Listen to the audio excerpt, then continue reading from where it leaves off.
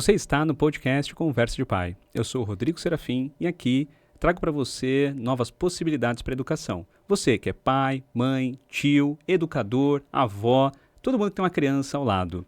E hoje nós estamos no nosso 13º episódio, no novo estúdio. Enfim, estreamos esse estúdio. Quantos episódios eu falei para vocês que nós íamos estrear? Demorou 3, né? Que eu falei que seria na segunda temporada. Conseguimos. O meu time aqui da Top Produções fez aqui um trabalho incrível para a gente ter um ambiente, para você ter uma melhor experiência. E hoje falaremos sobre transformando a maternidade em uma jornada leve. Estou aqui com ela, que sentou do meu lado no congresso, que nós participamos no ano passado. É uma pessoa que inspira tanta gente, tantas pessoas que ela impacta aí pelo mundo, mas deve ser bastante gente, viu, gente? Que essa aqui, eu vou te falar que ela traz um conteúdo realmente de peso, como todos os nossos participantes aqui do podcast, que esse é o meu compromisso com você também, trazer um conteúdo que faça sentido, de pessoas que são especialistas no tema que nós iremos abordar. Ela é mãe da Júlia, educadora parental, psicanalista, neuropsicóloga, certificando, amiga de turma, né, em trauma e psicóloga. E estou aqui com a Bruna Medeiros. Obrigado, Bruna, por estar aqui. Eu que agradeço o convite. Está sendo um prazer enorme estar aqui com você, Rodrigo. A Bruna veio direto do Rio de Janeiro, gente. Prestígio. Obrigado, Bruna. Muito feliz de você estar aqui. Você foi a primeira pessoa que eu conversei no congresso ano passado. Mesmo? Você sentou do meu lado.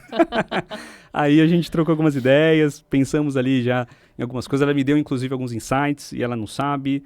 E eu vou contar depois aqui. Mas o importante é que eu sempre trago aqui para vocês qual é o meu propósito. O meu propósito é ajudar você, pai e mãe, a novos caminhos, a ter realmente uma maternidade, uma paternidade mais leve, uma educação mais respeitosa com os seus filhos. E você, Bruna, qual o seu propósito?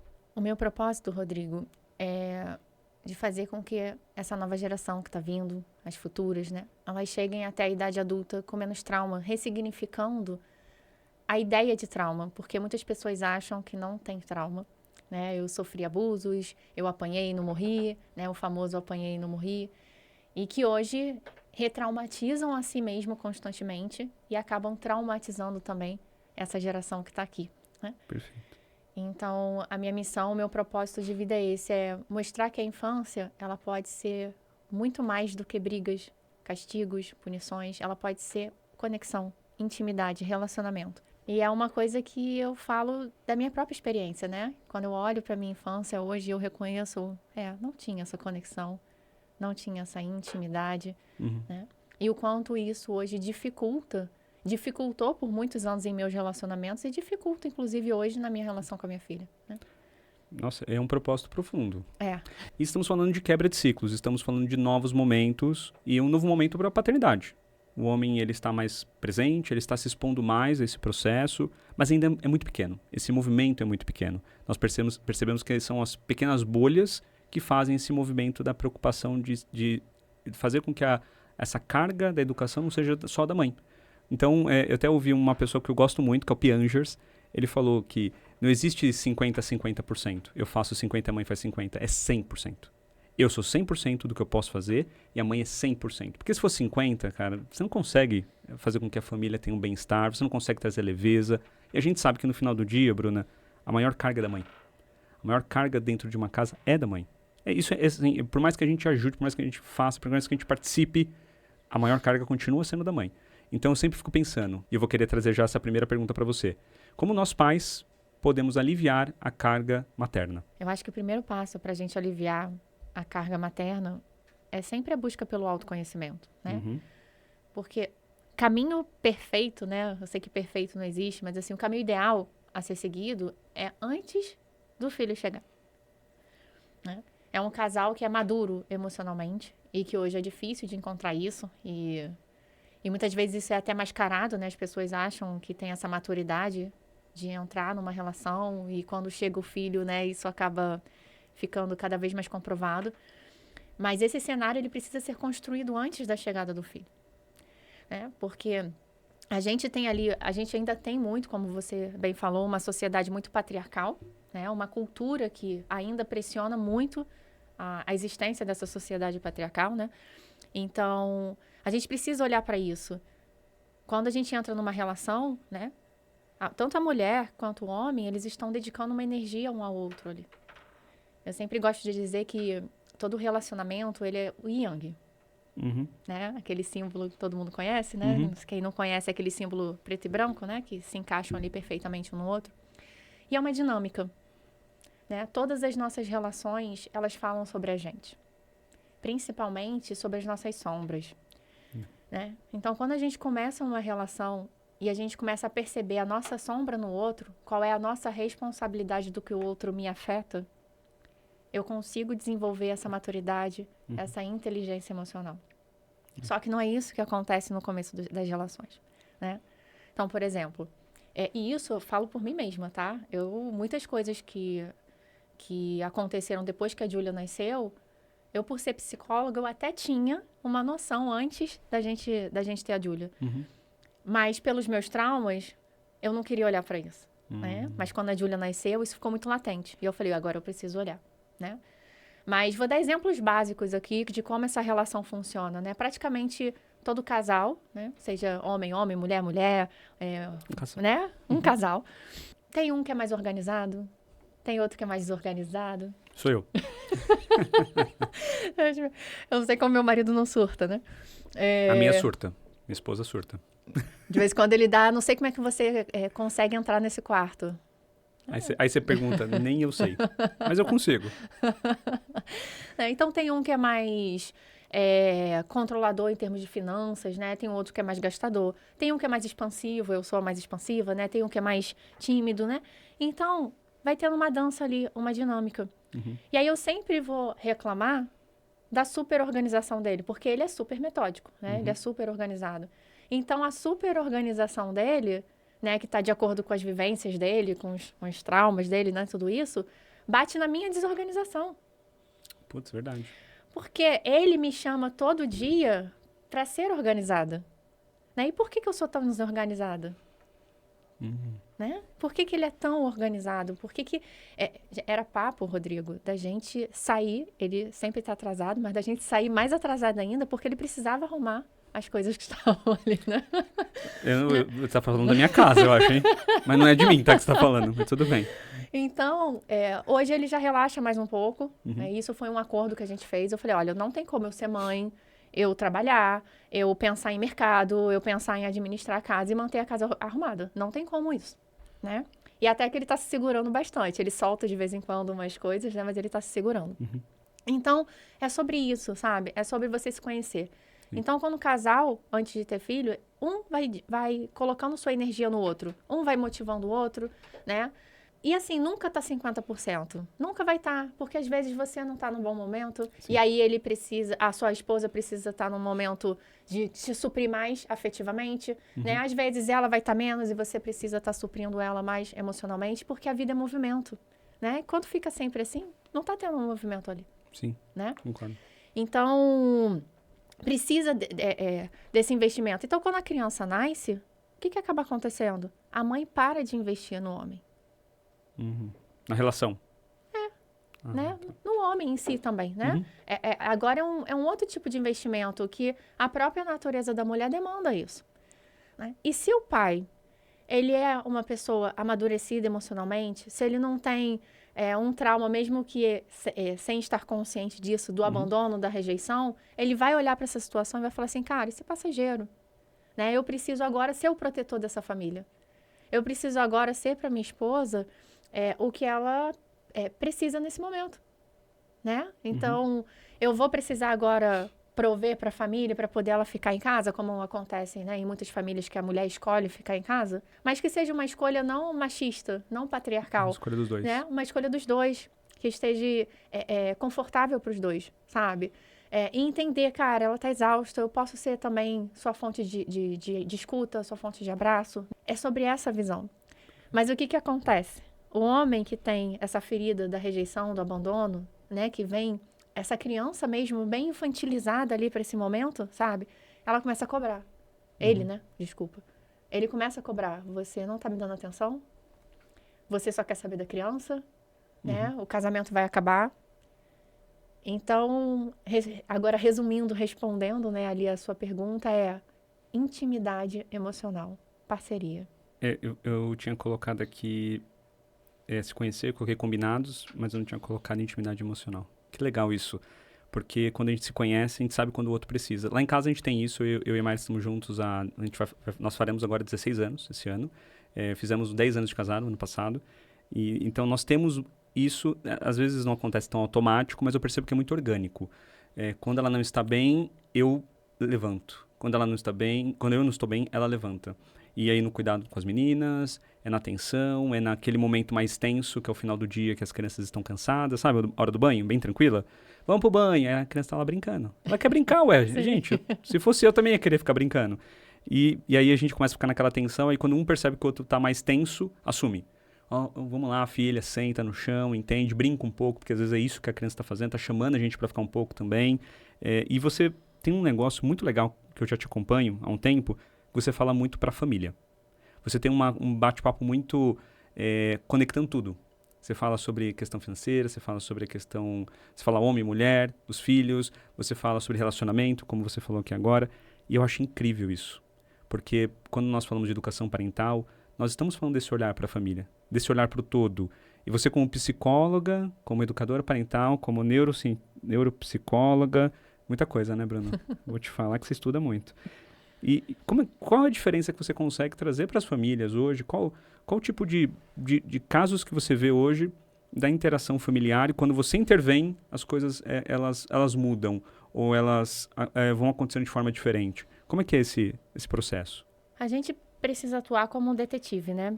E de uma forma muito gentil e amorosa, porque quando a gente vai conversar com a família para entender o que esses comportamentos estão comunicando, né? Porque existe uma frase que, para mim, ela é muito real. A criança ela é o sintoma de um sistema familiar, de um sistema escolar, né? O adulto é a causa, a criança é o sintoma. Então, quando os pais chegam para mim sempre com o problema é a criança, eu falo, não, a criança é o sintoma. E agora a gente vai precisar descobrir a causa, a raiz desse problema, sem trazer culpados, sem trazer vilões, né? Aqui é um espaço de segurança, aqui é um espaço de amor, né? Então, eu já trago para essa família esse espaço de acolhimento e de segurança, porque se eu já chego falando assim, cara, mas isso é por causa de vocês. Eles já entram na reatividade. Um tom de voz, um olhar, sabe? Tudo isso vai trazendo essa família para um estado de segurança. E aí eu venho ali, olha, entendendo um pouquinho o histórico, como é que está funcionando essa dinâmica familiar. E aí eu vou pontuando certas coisas. A partir do momento que eu vou pontuando, eles vão, é verdade, Bruna. Nossa, e aí eu sempre testo, não vamos fazer avaliação agora não. Normalmente a escola já começa a reclamar e as famílias vêm procurar, né? Não vamos fazer essa avaliação agora não. Vamos fazer o seguinte, vamos acompanhar por 3, 4 meses, né? Mas eu preciso que vocês façam a parte de vocês. E vamos ver se essa criança vai responder, né? E como é que é o processo dos pais? Os pais entram nesse processo? Eles participam? É a mãe que te procura e traz o pai? Como é que é isso? Olha, eu tô me surpreendendo, Rodrigo. Ah, é? No começo, era sempre a mãe, né? Sempre a mãe. E agora tem pais que me procuram, tem pais que fazem a sessão só comigo. Nossa, que né? legal. Tipo, a mãe tá ocupada com o bebê, né? Tá lá, o bebê acordou, tá lá. Não, Bruno, hoje sou eu que vou fazer com você, né? Minha esposa tá lá com o bebê, então eu vou fazer aqui com você. E eu fico muito feliz com isso. Tanto no meu Instagram, a quantidade de homens está aumentando bastante, quanto nos atendimentos de orientação de pais que eu faço. Então, isso tem sido muito gostoso, trazer eles para essa reflexão, trazer eles para esse lugar de autorresponsabilidade. Total. Né? Trazer eles para esse lugar de autoconhecimento. Quem sou eu de verdade? E você falou uma coisa que também é bem curioso. Quando a gente fala de educação parental, as pessoas acham que o que a gente aprende são técnicas, ferramentas para serem aplicadas, para serem executadas nas crianças. O meu filho está fazendo isso, o que eu tenho que fazer? Qual botão eu tenho que apertar? Filho, não tem botão para apertar. Vamos lá, vamos sentar aqui, vamos conversar. E eu quero trazer um outro tema que eu vi lá, que você postou algumas vezes já, sobre birra. Birra é um negócio que tem toda casa, toda criança. Nós tivemos a nossa. Nós temos a nossa. Será que as pessoas já perceberam que nós temos a nossa birra como adultos também? Sim. Somos birrentos também, gente. Muito. E aí, tem várias estratégias. Tô gerando uma polêmica aqui. Tem várias estratégias para lidar com a birra. Mas eu queria que você falasse o seguinte: o que é a birra? E quais são as formas positivas ou uma forma construtiva que a gente pode atuar quando esse nome birra acontece na família? O que você sugere para o pessoal? A birra, ela é um caos emocional. É uma tempestade que está acontecendo ali, no cérebro e no corpo da criança. Resumidamente falando, é isso. Por que a birra é esse caos emocional? Porque o Daniel Siegel, que é o dono do livro O Cérebro da Criança, você já deve ter Adoro lido, ele, né? inclusive. Adoro também. Sou muito fã dele. Ele faz uma analogia, né? O cérebro na palma da mão, que eu sempre ensino para as crianças no meu consultório. Até as crianças fazem atendimento online comigo, né? Vamos entender como o seu cérebro funciona, né? Então, eu faço a analogia com elas da mãozinha. E como é que é isso? Esse daqui é o nosso cérebro, né? Essa parte aqui é o nosso núcleo caudal, que é essa parte aqui do pescoço. Quando um bebê nasce, ele nasce com 30% do cérebro dele formado. A estrutura cerebral, ela está formada, né? Então, se a gente fizer lá uma ressonância magnética, vai aparecer lá o cérebro, né, todo formadinho. Porém, as conexões neurais, elas não estão sendo feitas em todas as áreas do cérebro. E ele faz uma outra analogia, que é a construção do cérebro é como se fosse a construção de uma casa de 2 andares. Então, em uma casa de 2 andares, o que você precisa construir primeiro? O andar de baixo. Quando esse andar de baixo está fortalecido, né, colocou ali as pilastras, as vigas, você tem condições de construir o segundo andar da casa. E é assim o cérebro da criança. Então, esse cérebro, ele nasce, começa aqui de baixo, as conexões estão sendo feitas aqui nessa parte de baixo do cérebro, né, que a gente chama de cérebro instintivo, o cérebro de sobrevivência, né? Tem a amígdala também. E aqui que moram as emoções básicas, né? Que são para nossa sobrevivência, que é o medo, a raiva, a alegria. Por quê? Isso garante a manutenção da nossa sobrevivência. Então, um bebê, né, para que ele não morra facilmente, ele precisa estar com as suas emoções afloradas. Por isso que o bebê é mais intenso, né? Em suas emoções, ele expressa mais, com mais intensidade, um choro, uma raiva, uma birra. Por causa disso, o cérebro dele é emocional. A parte racional, a parte pensante do cérebro, né, de logística, a parte lógica do cérebro, ela é construída depois. E ela só é construída de uma forma eficaz, né, de uma forma saudável, a partir do momento em que essa criança tem um ambiente de segurança, um ambiente de apego seguro. E aí ela vai desenvolvendo o seu cérebro de forma saudável, onde ela lá na frente ela vai desenvolvendo habilidades de modular suas emoções, de controlar seus impulsos. Um adulto que não consegue controlar seus impulsos, que é reativo demais, isso é um trauma. É um trauma. Então, a criança ali, ela faz birra exatamente por causa disso. Primeiro que ela não tem o córtex pré-frontal desenvolvido. Então, ela não tem a capacidade de se autorregular e de pensar na situação, de analisar o contexto e falar assim, nossa, isso daqui que eu tô chorando é coisa da minha cabeça, por exemplo, né? Ou não é nada demais, sabe? Ela vai chorar porque aquilo ali é real para ela. Aquilo ali é muito intenso para ela. Então, a birra, ela vai existir de qualquer forma, porque a criança ela não tem essa maturidade para conseguir se autorregular, para conseguir pegar a sua emoção e dar um movimento saudável para ela. Nossa, um movimento saudável. E você sabe que a birra acho que é algo que pega muita gente, né? Por exemplo, eu tava conversando com uma amiga minha esses dias, e aí ela falou, o filho dela começou a chorar, e ela falou pra mim, eu fiquei durante muito tempo no berço chorando sozinho, quando eu era criança. Então, quando eu sinto uma criança chorando, dói em mim. Então eu tenho que parar tudo que eu tô fazendo e tenho que ir lá atender meu filho. Assim, não tem outra forma. E tudo bem, ela entendeu, ela foi profunda no conhecimento dela, ela fez um autoconhecimento, ela falou, poxa, eu já sei por que eu sinto isso, porque não quer dizer que a gente vai deixar de sentir, mas a gente vai entender como a gente lida com essas emoções e com esses sentimentos. Porque a birra, muitas das vezes, né, eu já vi vários casos, e eu já passei por isso como criança, de chorar e tomar um sacudão, né? Tipo, o que você tá chorando? Porque os pais também ficam com aquele medo do julgamento.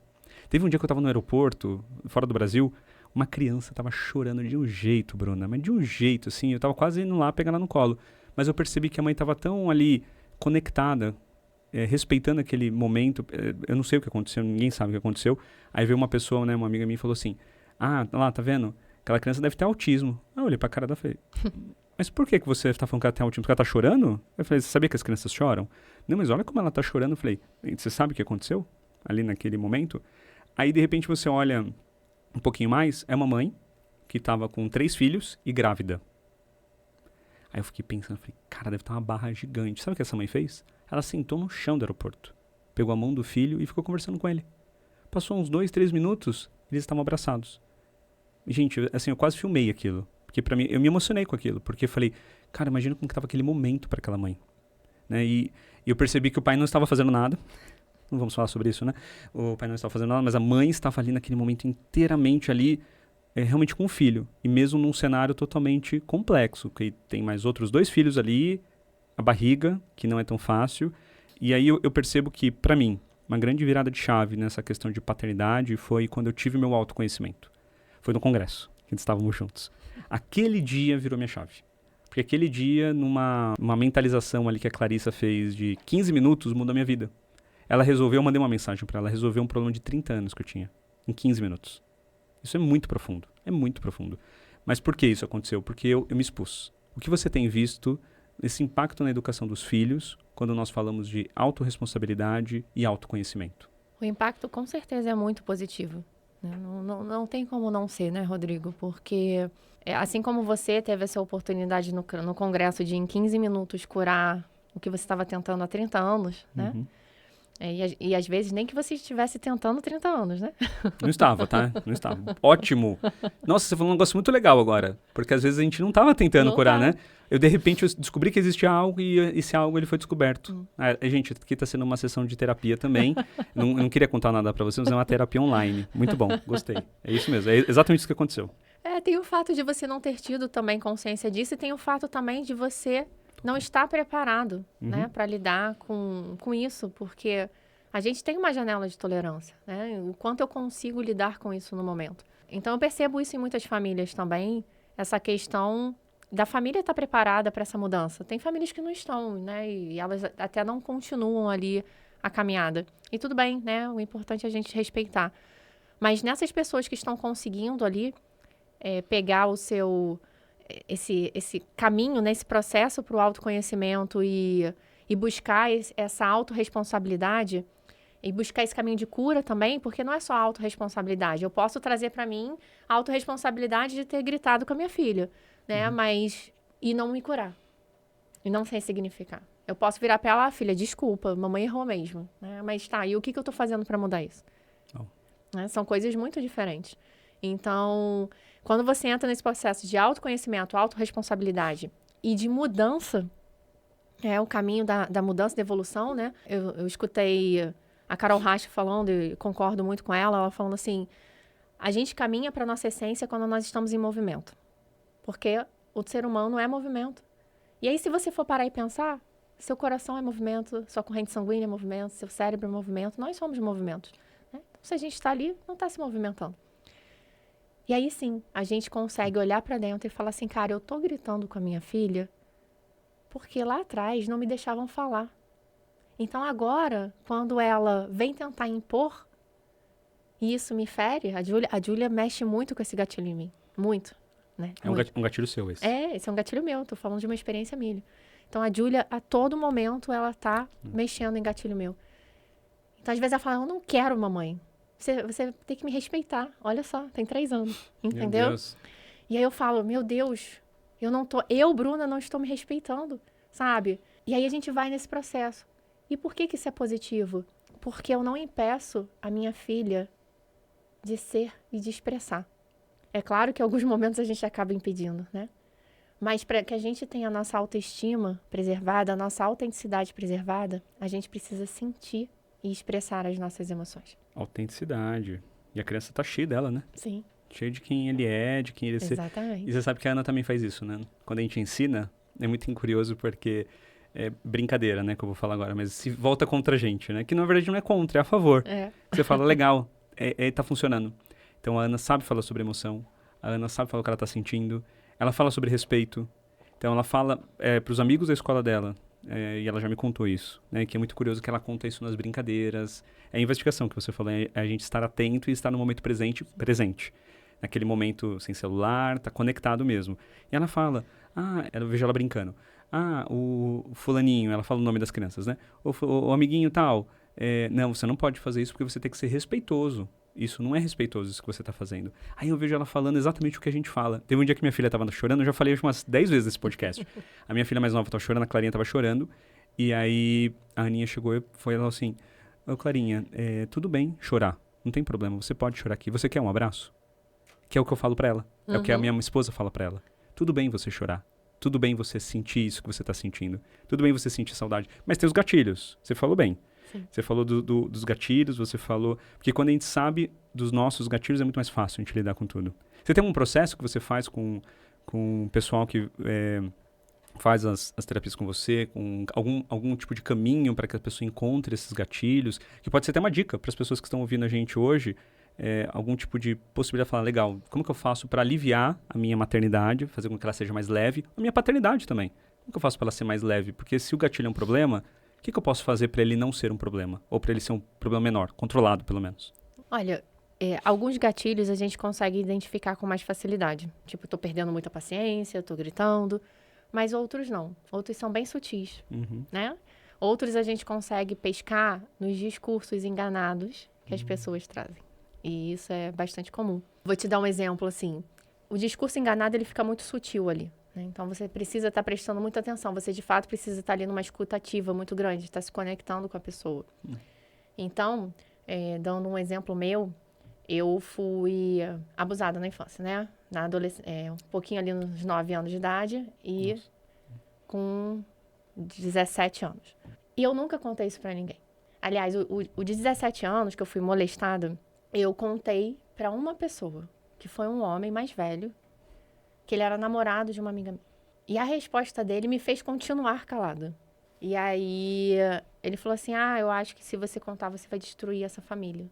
E aí veio o peso da criança boazinha que eu sempre precisei ser.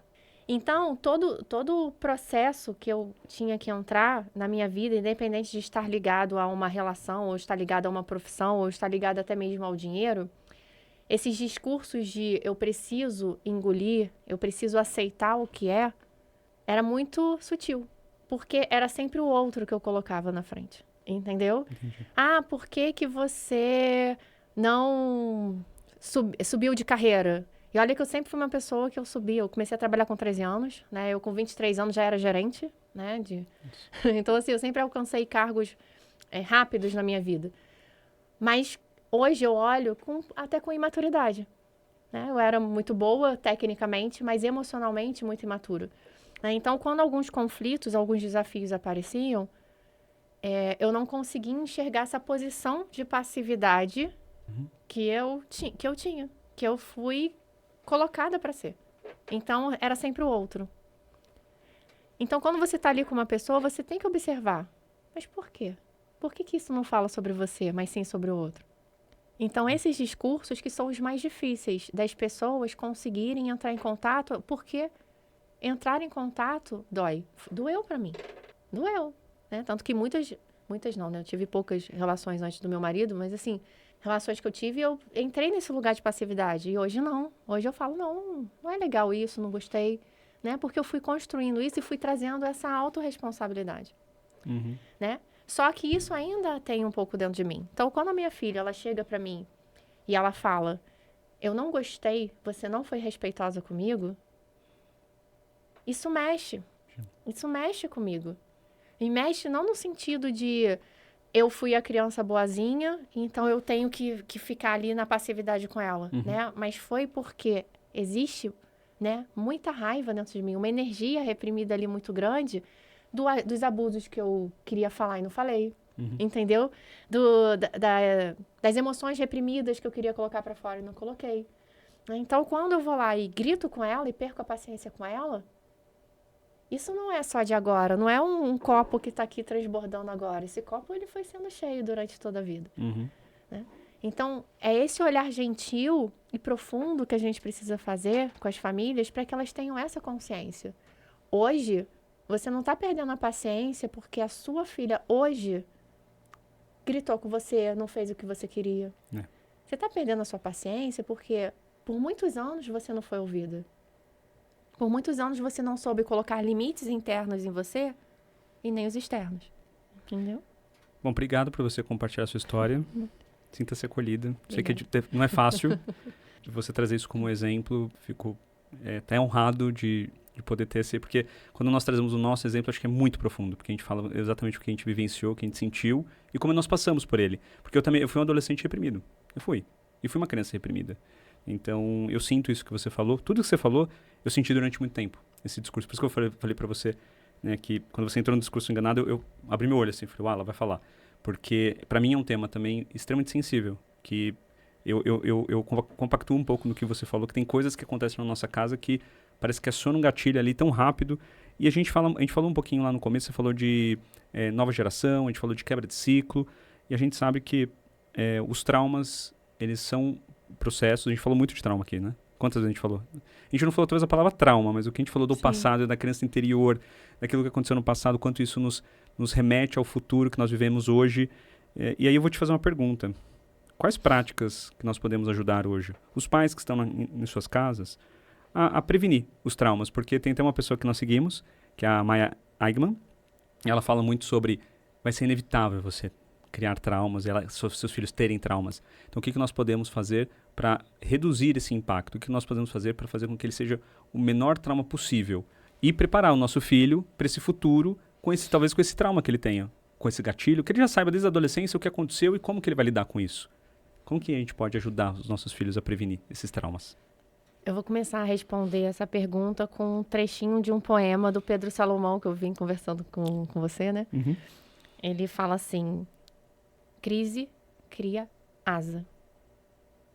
Asa cria cura. E cura cria casa. Uau. Eu tô arrepiada. Quando ele falou isso, eu liguei totalmente aos traumas, às famílias, né? Porque é isso. A gente está ali num momento de exaustão, de conflito, de desafio ali na educação dos nossos filhos. E a todo momento eles estão nos dando a oportunidade de olhar para dentro e curar, né? Então, a crise cria cura, né? E a partir do momento em que a gente vai buscando esse caminho de autoconhecimento, de cuidar da nossa criança interior, de curar, de ressignificar os nossos traumas, né? A gente vai para a asa, né? Então, a cura cria asa. Então, a gente se sente mais livre, a gente tem mais liberdade de ser eu, do Rodrigo, seu Rodrigo, de ser uma pessoa em que você realmente quer ser, porque hoje, né, nós somos aquilo que falaram pra gente ser. Então, a gente tem essa liberdade. E quando a gente tem essa liberdade, né, asa cria casa, a gente se sente em casa. A gente não se sente ameaçado, a gente não fica em estado de luta e fuga no nosso cérebro o tempo todo. A gente cria um estado de segurança. E é através desse estado de segurança que a gente tem dentro da gente que a gente consegue se conectar com a gente e se conectar com os nossos filhos, reduzindo os traumas. Eu adorei esse poema. Você pode repetir de novo? A crise cria cura. Cura cria asa. E asa cria casa. Nossa, lindo. E a sua explicação, ela combinou muito com tudo isso, esse tema da questão da prevenção de trauma. Porque a gente sabe o quanto é importante a gente olhar para isso. E poucos olham, né? Poucos olham. Nós estamos lá, somos colegas de sala, né?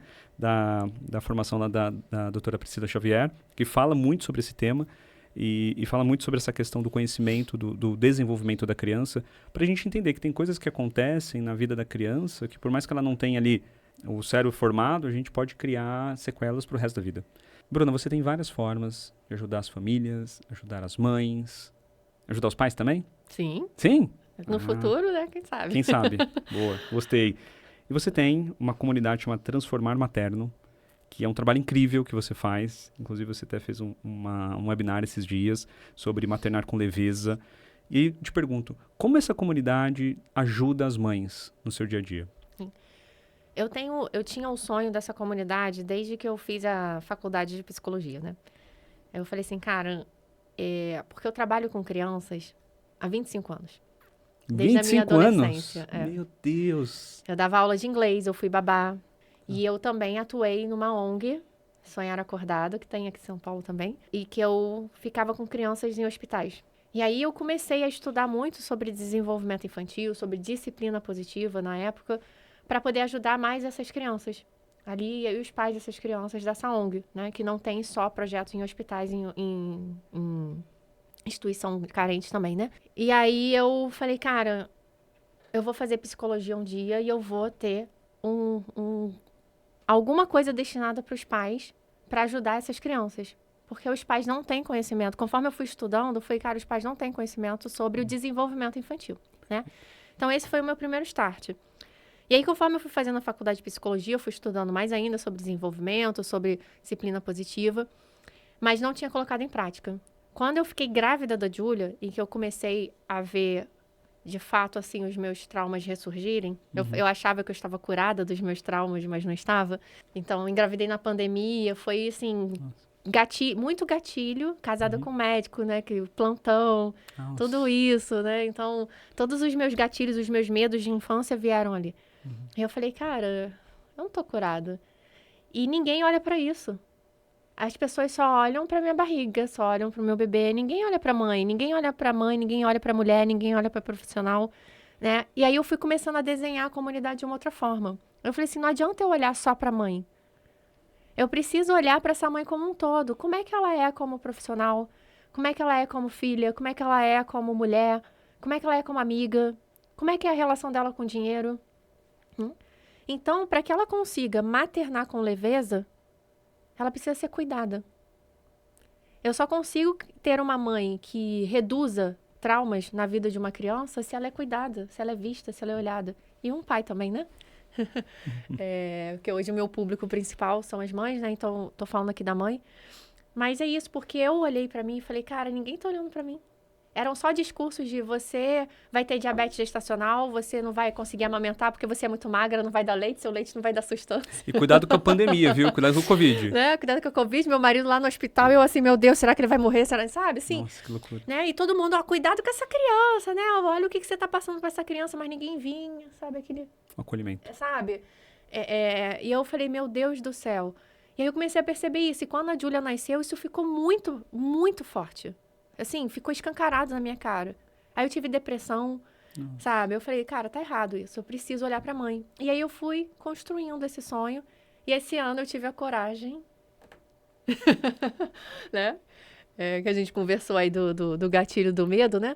Eu tive a coragem de começar a colocar minha voz, né? E chamar as mães para esse olhar. Vamos parar de normalizar a exaustão. Vamos parar de normalizar que a mãe tem que dar conta de tudo. Né? Então, a comunidade, ela é isso. Eu venho trazendo esse caminho ali de olhar para dentro, né? Através de exercícios polivagais, de exercícios com a criança interior. Eu tenho ali um módulo que fala, obviamente, do desenvolvimento da criança, né? Então, cada faixa etária ali do cérebro da criança eu trago ali, né? Trago sobre educação positiva, né? Sobre disciplina positiva. Então, assim, são vários conteúdos. Falo sobre relacionamento, falo sobre a relação com o dinheiro. Tem especialistas de fora, né, que estão entrando ali também para contribuir mais para essas mães, né? Eu falei assim, é isso. E além do grupo do WhatsApp, né, em que tem esse acolhimento. Então, as mães se acolhem ali e eu também estou ali com elas, né? Então, no momento de angústia, Bruna, aconteceu isso, né? O que eu faço? Eu vou lá e eu respondo, eu estou ali junto com elas. Eu acho que é isso, porque a gente se sente muito sozinha, muito invisível, invalidada. Então, o Transformar Materna é para trazer essa potência que tem dentro da gente para fora. Nossa, potência. E a potência é grande, viu? Eu falo que as mulheres já dominaram o mundo. Lá em casa já dominou, né? Que eu sou eu e 3. Mas eu acho incrível esses projetos, esses trabalhos, porque você falou a palavra que estava na minha cabeça. A invisibilidade da mulher quando ela se transforma em mãe. Tem uma mulher ali. E tudo bem, tem o processo do luto, daquilo que ela foi, daquilo que ela é hoje. Nós já, né, aprendemos isso também. Mas o quanto é importante essa mulher também ter a posição de mulher, como você falou, no relacionamento, na questão financeira, na questão profissional. Então, assim, os seus projetos, eles têm um alcance muito grande. Você já me falou uma vez que você chega a quase 10 milhões de pessoas no total, de contas de pessoas atingidas. Gente, 10 milhões é muita gente. Meu Deus, é muita gente. Tô pensando aqui em fazer uma conta rápida. É uma galera, né? Você deve ouvir muita coisa. Muita.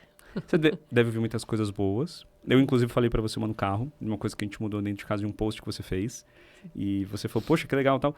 Deve ter outras coisas boas também que você deve movimentar. Mas a gente sabe que a internet é aquela terra da pessoa que não tem rosto. Então a pessoa fala o que ela quer falar. E ela vem destilando ódio. Ela quer simplesmente machucar o outro lado. O que você já ouviu de haters que você gostaria de trazer aqui pra gente comentar? Rodrigo, eu já ouvi de tudo, tá? De tudo. Todos os xingamentos, até ameaça eu já recebi, aquele post do abuso que a gente veio conversando no carro, eu recebi ameaça. Sério? Ameaça. Uau. Mas um post que é muito frequente, que as pessoas comentam, teve até um recente, né? Que ela fala assim, resumindo, né? Você só faz as mães se sentirem mais culpadas. Você critica muitos pais, estou deixando de te seguir, né? Ou então, não, nunca vou te seguir porque você faz os pais se sentirem mais culpados, né? Só critica. E isso, eu parei de levar isso pro coração, né? Porque é o medo, né? Como eu falei aqui, eu era criança boazinha, então eu tenho que ser a perfeita, né? Tem que agradar a todos. Tem que agradar a todos, exatamente. Então, quando eu recebi, eu falei, meu Deus do céu, eu tô fazendo essa mãe se sentir culpada, eu tô fazendo essa mãe se sentir pior do que, sabe, do que tudo que ela tá vivendo. Rodrigo, às vezes eu ficava sem dormir. Nossa, imagina. Sem dormir. E aí eu falei assim, aí eu comecei a tratar isso, né? Eu falei, cara, não, isso daí é sobre você, sobre a sua sombra, sobre o seu trauma. E aí eu comecei a separar o que era meu e o que era do outro. Então, quando uma pessoa, ela usa, como você falou, né? Um espaço em que ela não precisa se expor dessa forma, né? Tipo, aqui eu posso falar, tá tudo bem.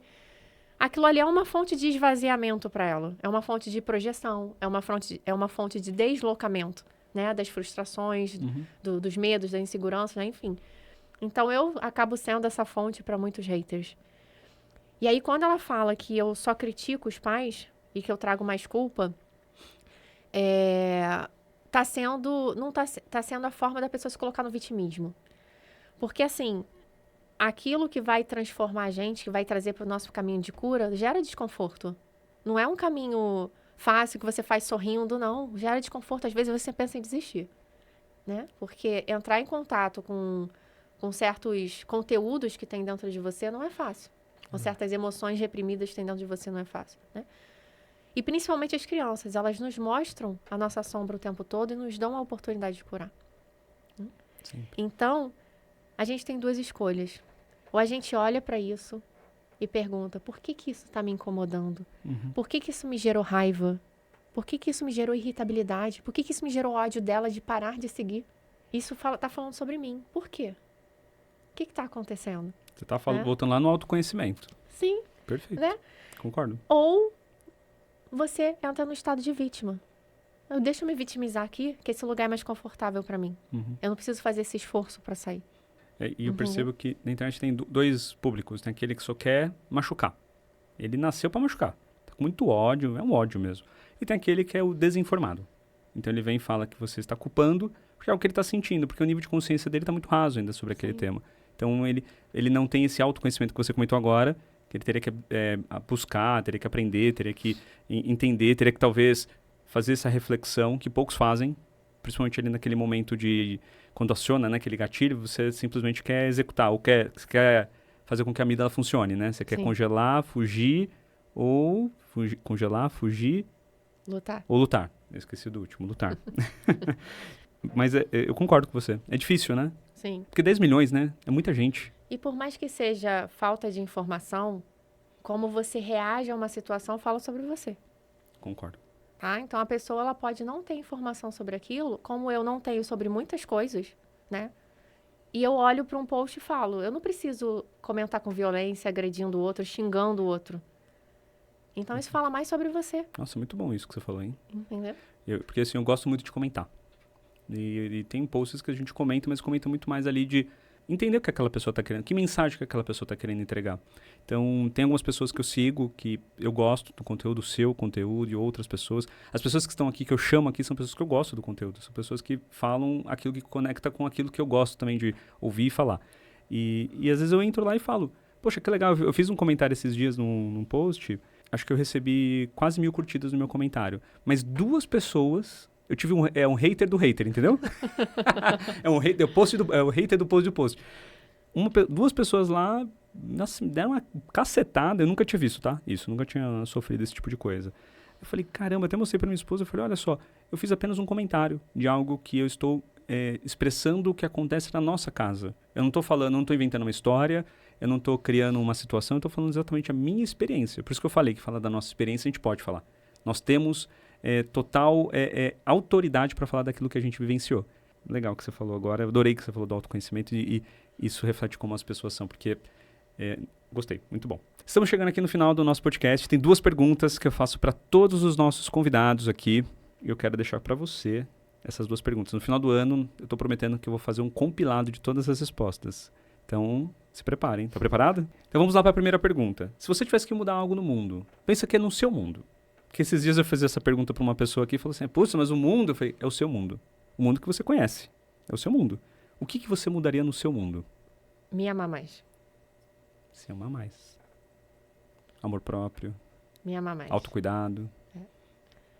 Porque se eu tô com o meu jardim bem cuidado, borboletas, pássaros, né? Vão estar pousando ali. Se eu tô com o meu jardim bem cuidado, eu posso, inclusive, tirar mudas do meu jardim para ajudar no jardim do outro. Então, eu preciso cuidar do meu jardim. Porque senão eu sempre vou ficar prestando atenção no jardim do outro e o quanto o outro é mais belo do que o meu. Nossa, se amar mais, então. Uau. Gostei dessa, hein? Eu nunca tinha visto essa analogia dessa forma. Nossa, é total real. Quando você gosta do seu jardim, de cuidar dele, ele é seu, sabe? Você vai colocar as flores que você gosta, as plantas que você gosta. Ele é seu. Você vai olhar e você vai se sentir em casa com ele. Muito bom. Então, você pode até admirar outros jardins, né? Mas o seu é o seu. É a sua casa. Muito bom. Minha última pergunta. O que é família para você? Hoje, conexão. Embora eu ainda esteja nesse caminho. Mas conexão. É um caminho eterno. Sim. Sempre buscando, melhorando. Conexão. Legal. Muito bom, dona Bruna. Adorei o bate-papo com você. Foi muito divertido, foi leve. Você me trouxe aqui uma paternidade com leveza. Ó, a gente vai lançar uma comunidade paternando com leveza. E porque acho que você traz um pouco dessa... O jeito que você fala de um jeito profundo, mas um jeito muito bom. Eu não me sinto culpado te ouvindo. Então, esse é o meu feedback. Rodrigo, estou te dando o meu feedback. Eu não me sinto culpado te ouvindo. Na verdade, eu me sinto inspirado com as coisas que você falou. Então, eu te agradeço por estar aqui. Como que as pessoas te acham nas redes sociais? Eu tenho o Instagram, TikTok e YouTube, todos com o mesmo nome. Psicóloga Bruna Medeiros. TikTok? Sim. Me falaram uma vez que eu tinha que ir pro TikTok, eu falei, não sei. Mas eu ainda não dou conta de tudo, não tá? Dá conta. Eu tô lá, mas tô...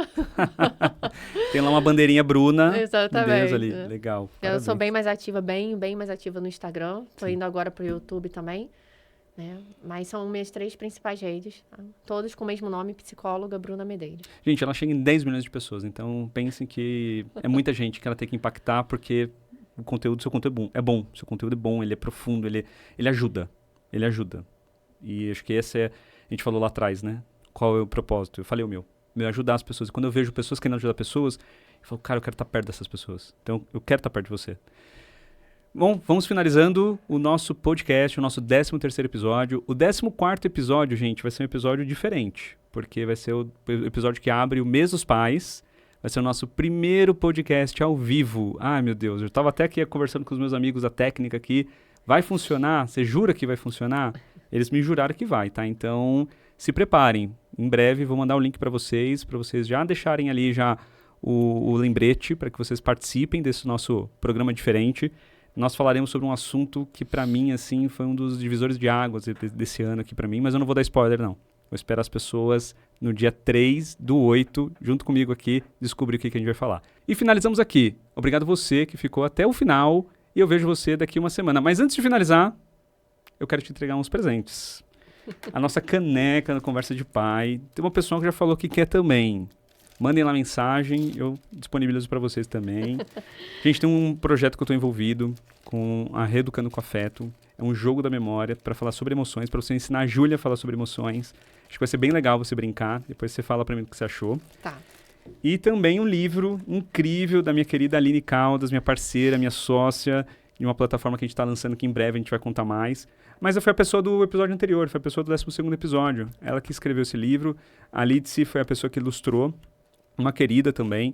São ilustrações muito bonitas. São poemas para falar com as crianças. A gente ensinar sobre a vida através de poemas e ajuda muito os pais, tá, gente? Ajuda os pais. Esses livros de hoje ajudam muito mais os pais do que as crianças, fala a verdade, né? Então, para você, um presente para você também, aproveitar com a Júlia. Rodrigo. Imagina, obrigado você. Então, agora finalizamos de verdade. Te vejo aqui daqui uma semana. Tchau.